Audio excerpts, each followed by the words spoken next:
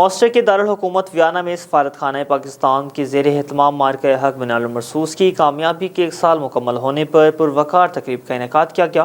تقریب میں فوج پاکستان کو شاندار خراج تحسین پیش کیا گیا۔ مزید دیکھتے ہیں غلام حسین کی یہ رپورٹ۔ آسٹریا کے دارالحکومت ویانا میں سفارت خانہ پاکستان کے زیر اہتمام مارکہ حق بنیاد المرصوص کی کامیابی کے 1 سال مکمل ہونے پر پروقار تقریب منعقد ہوئی، جس میں افواج پاکستان کی شاندار کامیابی پر حکومت پاکستان، افواج پاکستان، شہداء اور پاکستانی عوام کو زبردست خراج تحسین پیش کیا گیا۔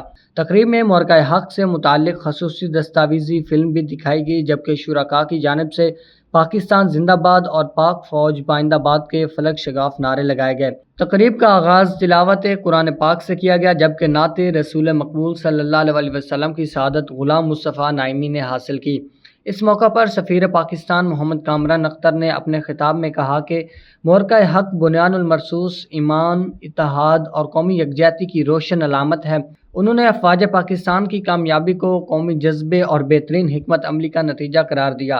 تقریب میں انٹرنیشنل کمیونٹی، کشمیری رہنماؤں اور پاکستانی عمائدین نے بھی شرکت کی اور افواج پاکستان کو خراج تحسین پیش کیا۔ مقررین میں پروفیسر ڈاکٹر عزت عواد، علامہ غلام مصطفیٰ بلوچ، پروفیسر مسرت شوکت امان اور دیگر شخصیات شامل تھیں۔